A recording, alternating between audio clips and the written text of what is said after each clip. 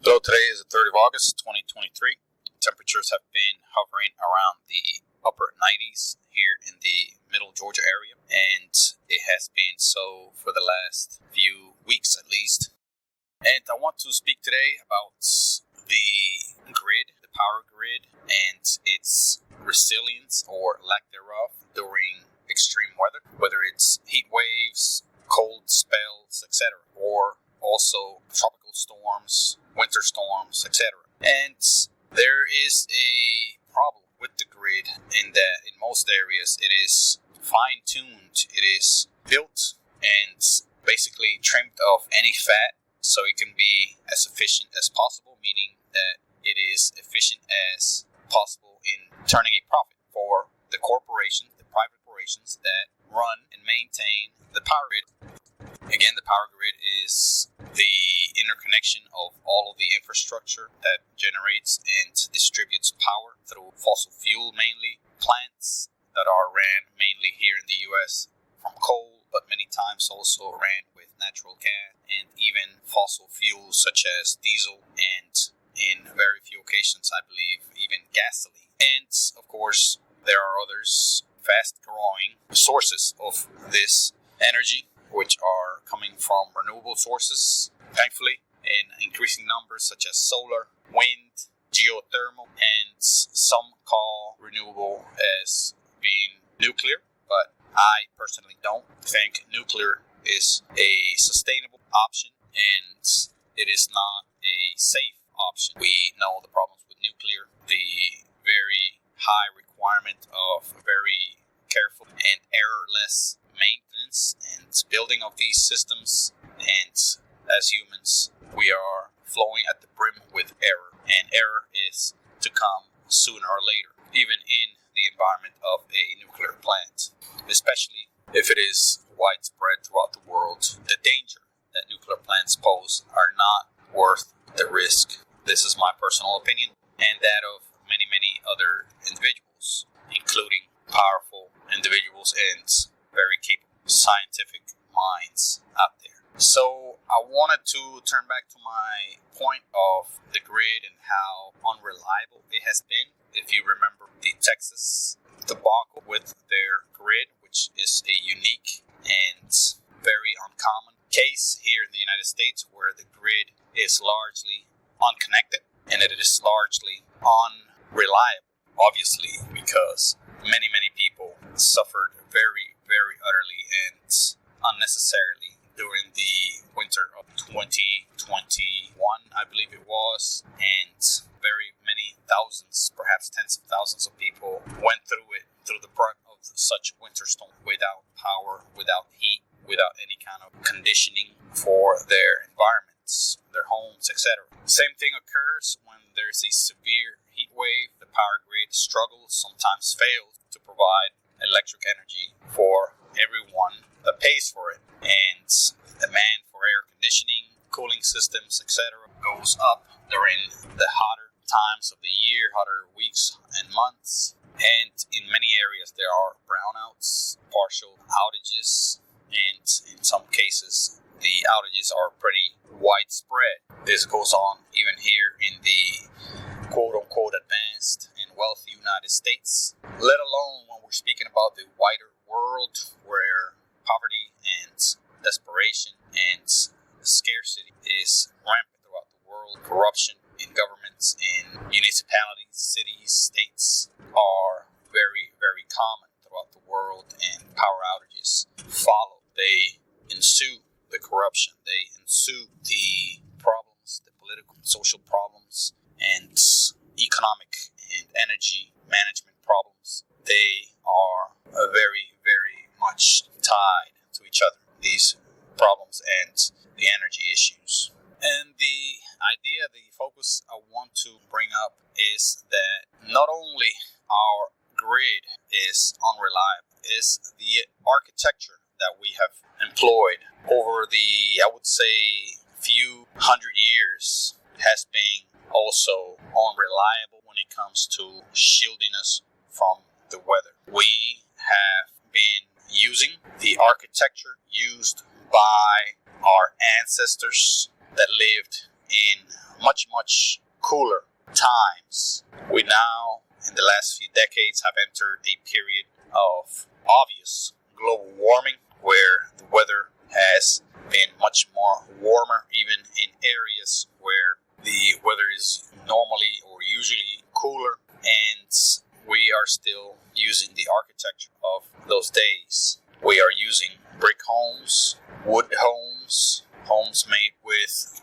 some composite materials that are not so great at shielding from the heat. Shingles, asphalt. Asphalt is like a battery. It basically collects heat. Many of our roofs are made of dark colored asphalt, which absorb a lot of the heat and retain it, and therefore transfers it to the inside of the house. Composites such as vinyl, I don't believe they are so great at insulation from the heat. They are okay, but they're not great. Brick gets hot. They're usually dark colored. Stone and other materials such as concrete, stucco are not so great at keeping the heat from transferring to the interior of the house. Yes, a lot of the homes have insulation, but a lot of them do not have enough or sometimes any insulation, any significant insulation at the very least, especially the poor person's homes. I used to live not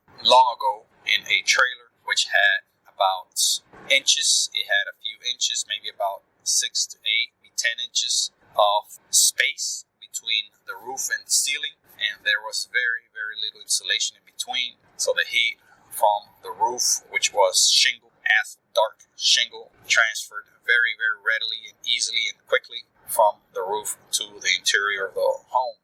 So our homes, again, are very efficient. Also, our systems for heating and cooling are very inefficient. They draw a lot of amperes, electric amperes. They draw a lot of electricity and power.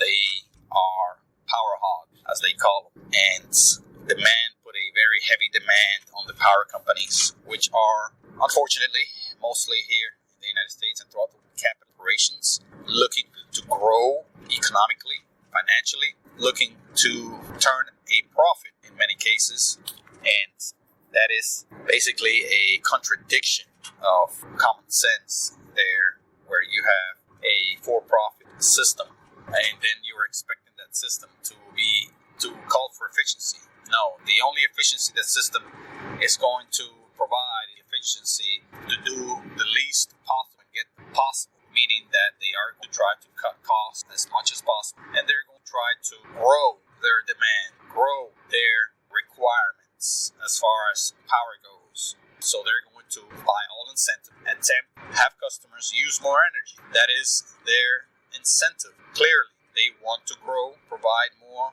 income for themselves and their investors, and profit. The only way to do that is to expand and grow and have the people, once they cannot expand more, they have the people, the people using the power, use more power. That is just a natural occurrence that will occur in time, no matter how much regulation it is painted or it is acted like it's going on, no matter how much laws are passed to protect customers or how much complaints the customers put in, whatever commission is responsible, regulate, control the corruption and outright abuse of these power companies.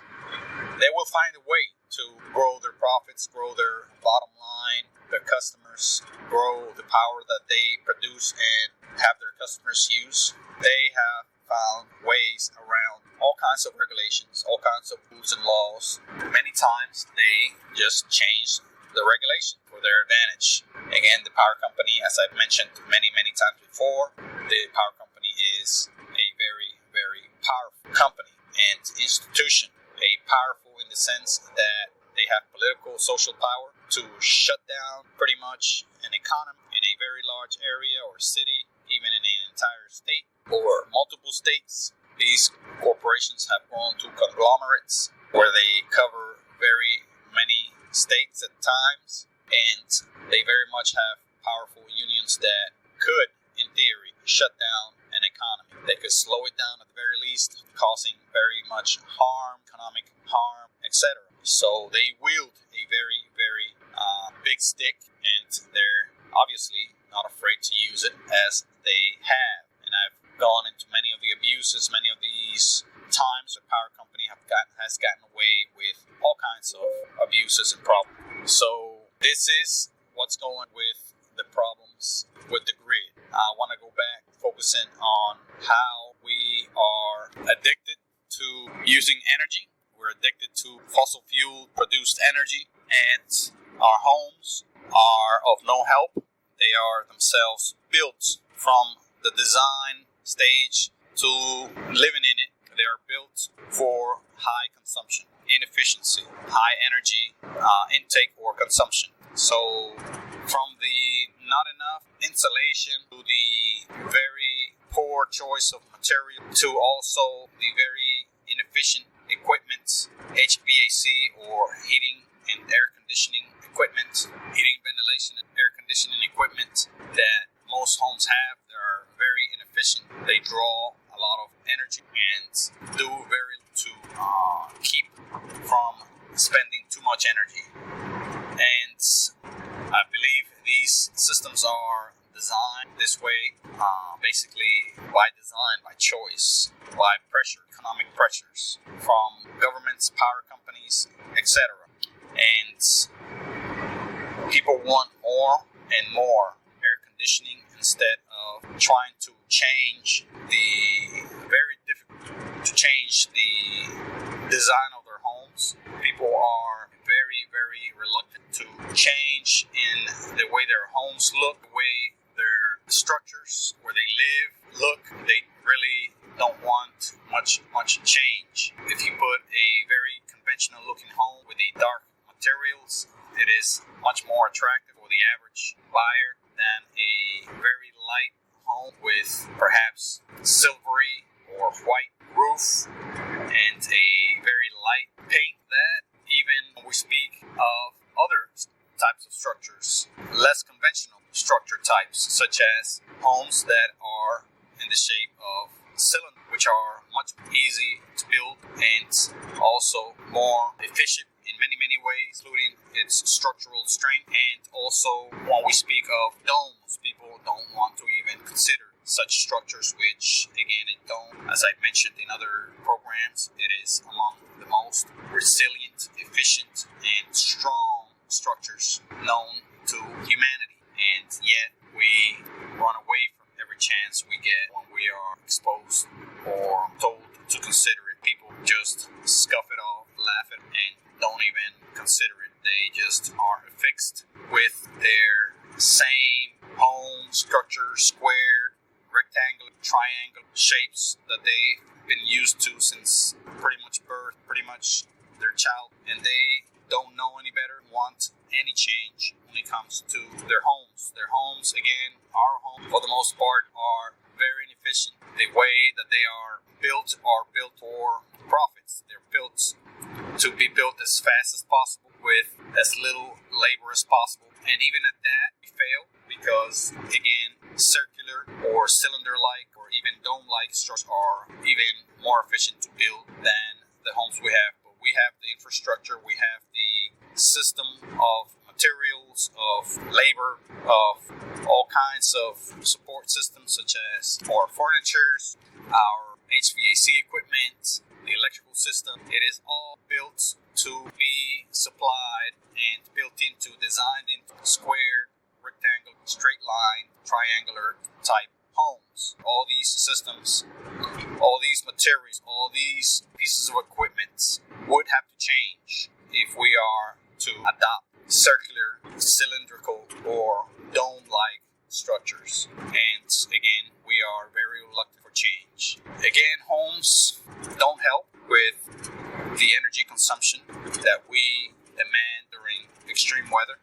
That needs to change. Once our homes change, once we begin to design homes and build homes to take advantage of the summer light to power our homes, to take advantage of the light, the sunlight, the winter to heat up our homes and use less heat energy, to have homes built to take advantage of the breeze, the wind, both ventilate and cool our homes, also to power our homes through wind power and all. Once we begin to design homes to take advantage of the geothermal energy available in many, many areas of the world, including most areas here in the United States, you don't have to live in a active volcanic area, because the heating effects or even the cooling effects of the deep earth could be found just about anywhere if you go deep enough, within a few 100 feet sometimes. And this has been detailed throughout many of my discussions and some books, in fact. And also you can easily find information about geothermal energy and how it could be applied about anywhere in the world. As an example, that our home design for inefficiency, our windows many times open. Our windows many times are difficult to open, or you are discouraged opening too many windows. Windows that are open, closed, often usually don't last as long. People don't want to replace their windows the way they are built in most homes here in the U.S. That has changed over the years. I recall living in the Caribbean that homes were built with windows that were readily opened, very, very easily opened, because a lot of homes, many homes, perhaps most of the time, were not equipped with air conditioning, and they took advantage of the natural wind, breeze, and outside air to come in and out of the home to ventilate the air, provide oxygen. And that brings me to a problem that we have many times here in the United States, is that homes depend on air conditioning to bring in oxygen into the home. I am not an expert in air conditioning, but I keep looking for a way where air conditioning actually brings fresh air of the home from the outside into the home, and I am not finding a very obvious way that an air conditioning unit brings air into the home. The outside, usually air conditioners, HVAC equipment, have two units, one outside unit that produces apparently the cooler air conditioned, and inside unit which houses some of the equipment for the heat for the cooler months here in the northern hemisphere. And there's really not a way for that air conditioning to transfer a large amount of fresh air from the outside of the home to the inside in the form of a flow of air that's provide oxygen and the other needed compounds in the air for the people inside. I am sure it does occur somehow. Oxygen is transferred around the house, but I believe this is very limited in comparison to the oxygen levels and quality that generally exists on the outside of the home. Normally, as I've seen it, the air flow that is coming out of your vents comes from the inside of your home. If you look at the air conditioning unit, the inside unit of that equipment is the one that has the fans, the blowers that basically blow air into each of the vents that go to each of the rooms in the house. That blower in turn basically takes its airflow from a very big vent that is inside of you. That vent that is inside home again is ducted to that unit on the inside which holds the blower, and again that is the air that goes to the room. So it's basically recycling air from the inside of the house to the unit, usually in your ceiling or somewhere in your home and back. So where is the fresh air and oxygen coming from? That is my question. I believe it comes from the outside in a very, very limited, narrow sense, through the cracks or doors, through the cracks on your walls, perhaps any cracks, partially open windows, any open windows, which most people will shut them sealed or closed. But any little opening in your home is sucking in air to replace the air that was basically taken or sucked in by the blower, by the intake side of that blower in your heating, in your air conditioning. Correct me if I'm wrong, but where is the large flow of air and oxygen that people require a healthy life coming from in a sealed shut system, which is a home with windows and doors closed, using nothing but an air conditioning unit to have air recycled or circling around the interior of that home? That does not sound or appear to be a healthy thing for people to do, yet a lot of people, perhaps most here in the United States, that is the lifestyle they've chosen, where they open windows very, very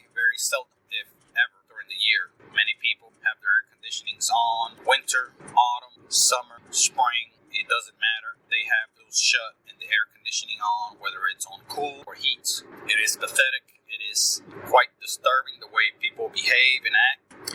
And we need to change our behavior, our mentality. We need to start chipping away at our arrogant ignorance. We need to realize that we need to decrease our energy use. We need to accept that global warming is not helped by increased energy use and us just attempt to ride it through and be fine just using more energy, just using our technologies and just ramping up energy production and consumption.